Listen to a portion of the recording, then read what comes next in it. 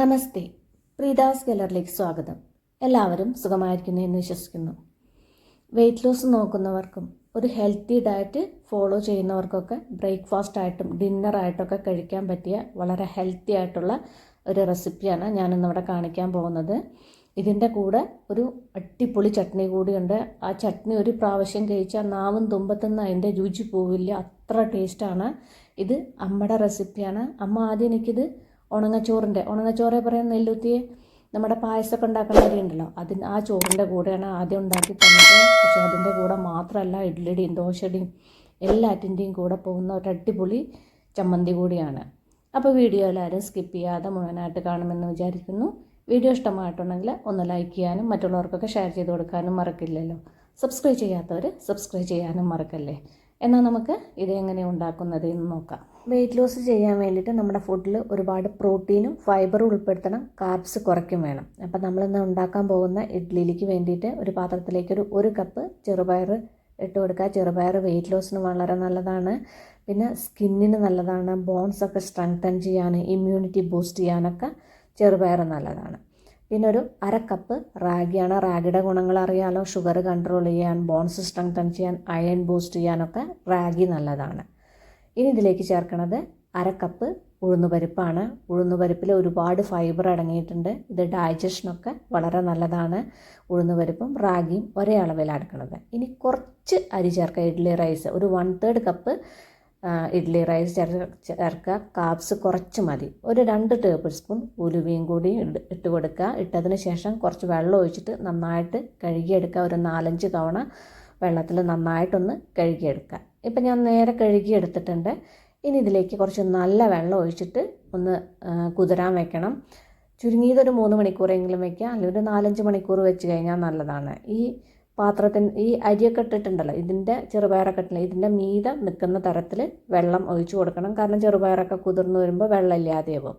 ഇനി നമുക്കിത് അടച്ചു വെച്ചിട്ട് കുറച്ച് നേരം ഒന്ന് റെസ്റ്റ് ചെയ്യാൻ വയ്ക്കാം. ഇപ്പം ഞാനിതൊരു 3 മണിക്കൂർ നേരമാണ് റെസ്റ്റ് ചെയ്യാൻ വെച്ചിട്ടുള്ളത്. കൂടുതൽ നേരം നിങ്ങൾക്ക് റെസ്റ്റ് ചെയ്യാൻ ടൈം ഉണ്ടെങ്കിൽ വെച്ചോളൂ, നല്ലതാണ്. സമയമില്ലാത്തതുകൊണ്ടാണ് ഞാനൊരു 3 മണിക്കൂർ റെസ്റ്റ് ചെയ്യാൻ വെച്ചിട്ടുള്ളത്. ഇനി നമുക്കിതൊന്ന് അരച്ചെടുക്കാൻ വേണ്ടിയിട്ട് മിക്സിയുടെ ഒരു വലിയ ജാർ എടുക്കുക. അതിലേക്ക് നമുക്ക് ഈ കുതിർത്ത് വെച്ച അരിയും ചെറുപയറൊക്കെ ഉണ്ടല്ലോ, റാഗിയൊക്കെ, അത് ഇതിലേക്ക് ഇട്ട് കൊടുക്കുക. മുഴുവനായിട്ട് ഇട്ട് കൊടുത്താൽ മിക്സിയുടെ ജാറിലും ഫുള്ളായിട്ട് അരയ്ക്കാൻ നേരെ കഴിയില്ല. അപ്പോൾ ഞാനിതൊരു പകുതിയാണ് ഇട്ട് കൊടുക്കുന്നത്. ഇപ്പോൾ അതാണ്ടല്ലേ, ഇത്രയ്ക്ക് ബാക്കിയുണ്ട്, പകുതിയിലധികം ഇതിലേക്ക് ഇട്ട് കൊടുത്തിട്ടുണ്ട്. പിന്നെ ഈ നമ്മൾ കുതിർത്ത് വെച്ച ഈ വെള്ളം ഉണ്ടല്ലോ, ഈ വെള്ളം തന്നെ ഇതിലേക്ക് ഒഴിച്ചു കൊടുക്കുക. ആ വെള്ളം കളയേണ്ട ആവശ്യമില്ല. ഈ വെള്ളം ആവശ്യത്തിനനുസരിച്ചിട്ട് ഒഴിച്ചു കൊടുത്താൽ മതി. ഇനി ഇത് നന്നായിട്ടൊന്ന് അരച്ചെടുക്കുക.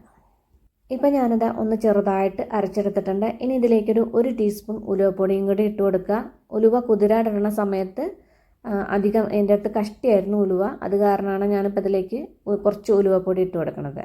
പിന്നെ ഇതിലേക്ക് കുറച്ച് വെള്ളവും കൂടി ഒഴിച്ചിട്ട് നന്നായിട്ടൊന്ന് അരച്ചെടുക്കുക. ഇപ്പോൾ ഇതാ നേരെ അരച്ചെടുത്ത് കൊടുത്തിട്ടുണ്ട്. മാവ് തൊടുമ്പോൾ തന്നെ അറിയാം നന്നായിട്ട് അരച്ചെടുത്തിട്ടുണ്ട്. ഇനി നമുക്ക് വലിയൊരു പാത്രം എടുത്തിട്ട് അതിലേക്ക് ഈ മാവ് ഒഴിച്ചു കൊടുക്കാം. പിന്നെ ഈ മാവിൽ ഒരുപാട് വെള്ളം ചേർത്തിട്ടല്ല ഞാൻ അരച്ചെടുത്തിട്ടുള്ളത്. ഇഡ്ഡലിക്കാകുമ്പോൾ ഒരുപാട് വെള്ളം വേണ്ടല്ലോ. പിന്നെ നമ്മൾ ലാസ്റ്റിൽ ഈ ജാറിൽ കുറച്ച് മാവൊക്കെ ഉണ്ടാവില്ലേ, അതിൽ വെള്ളം ഒഴിച്ചിട്ട് ഇതിലേക്ക് ഒഴിച്ചു കൊടുക്കുകയും ചെയ്യും. അപ്പോൾ ആവശ്യത്തിനുള്ള വെള്ളമാവും. ഇനി ഇതിലേക്ക് നമുക്ക് ബാക്കിയുള്ള അരിയും ചെറുപയറും കൂടി ഇട്ടിട്ട് ഇതുപോലെ ഒന്ന് നന്നായിട്ടൊന്ന് അരച്ചെടുക്കുക. ഇപ്പോൾ അതാ രണ്ടാമത്തെ ജാറിലെയും നേരെ അരച്ചെടുത്തിട്ടുണ്ട്. അതും നമുക്ക് ഈ പാത്രത്തിലേക്ക് മാറ്റാം. പിന്നെ ഇതിലേക്ക് ആ മിക്സറ ജാറിലുണ്ടല്ലോ, ജാറിൽ കുറച്ച് വെള്ളം ഒഴിച്ചിട്ട് അതും ഇതിലേക്ക് ഒഴിച്ചു കൊടുക്കുക. ഇനി ഈ മാവിലേക്ക് ആവശ്യത്തിനുള്ള ഉപ്പ് കൂടി ഇട്ട് കൊടുക്കുക. 1 ടീസ്പൂൺ ഉപ്പ് ഇട്ട് കൊടുക്കുന്നുണ്ട്. ഉപ്പിട്ടതിന് ശേഷം നേരെ ഒന്ന് മിക്സ് ചെയ്തെടുക്കുക. മിക്സ് ചെയ്തതിന് ശേഷം നമുക്ക് അടച്ചു വെച്ചിട്ട് ഇത് കുറച്ച് നേരം ഒന്ന് റെസ്റ്റ് ചെയ്യാൻ വയ്ക്കുക. സാധാരണ നമ്മൾ ഇഡ്ഡലിക്കൊക്കെ അരയ്ക്കുമ്പോൾ തലേ ദിവസം മാവ് അരച്ചിട്ട് പിറ്റേ ദിവസമല്ലേ ഇഡ്ഡലി ഉണ്ടാക്കുക, അതുപോലെ തലേ ദിവസം അരച്ചിട്ട് പിറ്റേ ദിവസം ഉണ്ടാക്കാം. ഇനിയിപ്പോൾ നിങ്ങൾക്ക് ഉച്ചയ്ക്കാവുമ്പോൾ അരച്ചിട്ട് രാത്രിയിലേക്ക് ഉണ്ടാക്കണം എന്നുണ്ടെങ്കിൽ ഉച്ചയ്ക്കാവുമ്പോൾ അരച്ചിട്ട് വെക്കുകയാണെങ്കിൽ ഓവൻ ഒരു 2 മിനിറ്റ് പ്രീ ഹീറ്റ് ചെയ്തിട്ട് അതിലൊന്ന് കയറ്റി വെച്ചാൽ മതി. മാവ് നന്നായിട്ട് പൊന്തി വരും. ഇനി ഇതിലേക്കുള്ള ചമ്മന്തി ഉണ്ടാക്കാൻ വേണ്ടിയിട്ട് ഞാനിവിടെ ഒരു 10 വറ്റൽമുളക് ചുട്ടെടുത്തിട്ടുണ്ട്. നല്ല ചെറിയ മുളകാണ്. പിന്നെ ഈ മുളകിന് അധികം എരിവുമില്ല.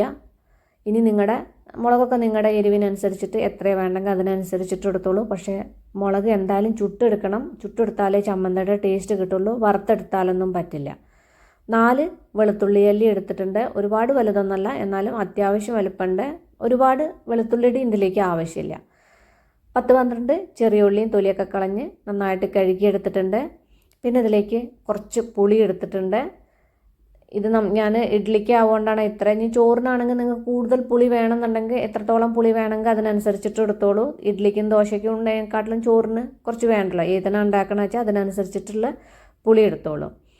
ഇനി മിക്സിയുടെ ഒരു ചെറിയ ജാർ എടുത്തിട്ട് ആദ്യം നമ്മൾ ഈ ചുട്ടെടുത്ത് വെച്ച വറ്റൽമുളക് ഉണ്ടല്ലോ അത് ഇതിലേക്ക് ഇട്ട് കൊടുക്കുക. അത് ഇതിലേക്ക് ഇട്ടതിന് ശേഷം ഇതൊന്ന് നന്നായിട്ടൊന്ന് പൊടിച്ചെടുക്കുക. ഇപ്പം ഇത് നേരെ ഒന്ന് പൊടിച്ചെടുത്ത് കൊടുത്തിട്ടുണ്ട്. ഇതേപോലെ ഒന്ന് പൊടിച്ചെടുക്കുക. പിന്നെ ഇതിലേക്ക് നമ്മൾ നേരത്തെ അവിടെ എടുത്ത് വെച്ച വെളുത്തുള്ളി ഒന്ന് 2 ആക്കിയിട്ടൊന്ന് കട്ട് ചെയ്തെടുത്തിട്ടുണ്ട്. വലിയ ചെറിയ ഉള്ളിയും ഒന്ന് 2 ആക്കിയിട്ട് കട്ട് ചെയ്തെടുത്തിട്ടുണ്ട്. ഈ കട്ട് ചെയ്ത് വെച്ച വെളുത്തുള്ളിയും ചെറിയ ഉള്ളിയും ഇതിലേക്ക് ഇട്ട് കൊടുക്കുക. പിന്നെ ആ പുളിയും ഇതിലേക്ക് ഇട്ട് കൊടുക്കുക. ഇനി ഇതിലേക്ക് കുറച്ച് വെള്ളം ഒഴിച്ച് കൊടുക്കുക. ഒരുപാട് വെള്ളം ഒഴിച്ച് കൊടുക്കരുത്. കുറച്ച് വെള്ളം ഒഴിച്ചിട്ട് ഇതൊന്ന് അരച്ചെടുക്കുക. ഒരുപാട് അരയും വേണ്ട, ഒന്ന് ചെറുതായിട്ടൊന്ന് അരച്ചെടുക്കുക. ഇതേ കണ്ടില്ലേ, ഇതേപോലെ ഒന്ന് അരച്ചെടുക്കുക. നല്ല നൈസായിട്ടൊന്നും അരച്ചെടുക്കരുത്. ഇതുപോലെ നമ്മൾ ഉള്ളി ചമ്മന്തിയൊക്കെ അരച്ചെടുക്കണില്ലേ, അതേപോലെ ഒന്ന് അരച്ചെടുക്കുക. ഇനി നമുക്കിത് ഈ ഒരു ബൗളിലേക്ക് മാറ്റാം. പിന്നെ അതിലേക്ക് നമ്മുടെ ചമ്മന്തിയിലേക്ക് ആവശ്യത്തിനുള്ള ഉപ്പ് കൂടി ഇട്ട് കൊടുക്കുക. 1 ടീസ്പൂൺ വെളിച്ചെണ്ണയും കൂടി ഒഴിച്ചിട്ട് നേരെ ഒന്ന് മിക്സ് ചെയ്യുക. വെളിച്ചെണ്ണ ഒഴിച്ചില്ലെങ്കിലും കുഴപ്പമില്ല, ഓപ്ഷണലാണ്. വേണമെന്നുണ്ടെങ്കിൽ മാത്രം ഒഴിച്ചു കൊടുത്താൽ മതി. ഇപ്പം നമ്മുടെ മാവ് നന്നായിട്ട് പൊന്തി വന്നിട്ടുണ്ട്. സാധാരണ നമ്മൾ ഉഴുന്നും അരിയൊക്കെ ഇഡ്ഡലിക്ക് മാവ് പൊന്തിക്കണില്ല, അതുപോലെ നന്നായിട്ട് പൊന്തി വന്നിട്ടുണ്ട്. മാവ് നേരെ മിക്സ് ചെയ്തെടുത്തിട്ടുണ്ട്. കാണുമ്പോൾ തന്നെ അറിയില്ലേ നല്ല മാവായിട്ടുണ്ട്. മാവൊക്കെ നന്നായിട്ട് പതഞ്ഞ് പൊന്തി വന്നിട്ടുണ്ടെന്ന്. ഇതുപോലെ മാവായിരിക്കണം. ഇനി നമുക്ക് ഇഡ്ഡലി ഉണ്ടാക്കാം. ഇഡ്ഡലി ഉണ്ടാക്കാൻ വേണ്ടിയിട്ട് ഞാൻ ഈ 3 ഇഡ്ഡലി തട്ടിലും വെളിച്ചെണ്ണ, സൺഫ്ലവർ ഓയിൽ എന്നല്ല, വെളിച്ചെണ്ണ നന്നായിട്ടൊന്ന് തടവി കൊടുത്തിട്ടുണ്ട്. ഇനി നമുക്ക് സാധാരണ നമ്മൾ ഇഡ്ഡലി ഒഴിക്കണില്ലേ, പാത്രത്തിൽ ഒഴിക്കണ പോലെ ഒഴിച്ചു കൊടുക്കാം. എനിക്ക് ഓർമ്മയില്ലാതെ ഞാൻ ആ പാത്രത്തിലുള്ള 3 തട്ടിൽ ഞാൻ എണ്ണ തടവി കൊടുത്തു. ആകെ 2 തട്ടിലാണ് ഞാൻ ഇഡ്ഡലി ഉണ്ടാക്കാൻ ഉദ്ദേശിക്കുന്നുള്ളൂ. അപ്പോൾ ഈ 2 തട്ടിൽ നമുക്ക് മാവ് ഒഴിച്ചു കൊടുക്കാം. ഇനി ഇഡ്ഡലി ഉണ്ടാക്കാൻ വേണ്ടിയിട്ട് ഞാനിവിടെ പാത്രത്തിൽ കുറച്ച് വെള്ളം വെച്ചിട്ടുണ്ട്. ആദ്യത്തെ ആ ഒരു തട്ടിൽ ഞാൻ ഇഡ്ഡലി ഉണ്ടാക്കുന്നില്ല, ആ തട്ട് അടിയിൽ വെച്ച് കൊടുക്കാം.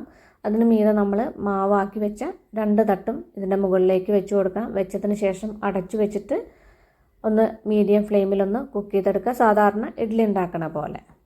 ഇപ്പോൾ ഇഡ്ഡലിയൊക്കെ നന്നായിട്ട് വെന്തിട്ടുണ്ട്. ഇഡ്ഡലി അതെ നല്ലതായിട്ട് പൊന്തി വന്നിട്ടുണ്ട്. നല്ല സോഫ്റ്റ് ആയിട്ടുള്ള ഇഡ്ഡലി ആയിട്ടുണ്ട്.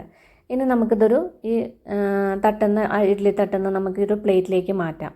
അപ്പോൾ ഈ വളരെ ഹെൽത്തി ആയിട്ടുള്ള ഒരുപാട് പ്രോട്ടീനൊക്കെ അടങ്ങിയ ഇഡ്ഡലി, പിന്നെ നല്ല ടേസ്റ്റി ആയിട്ടുള്ള ഈ ചമ്മന്തിയും എല്ലാവരും ഒന്ന് ട്രൈ ചെയ്ത് നോക്കൂ.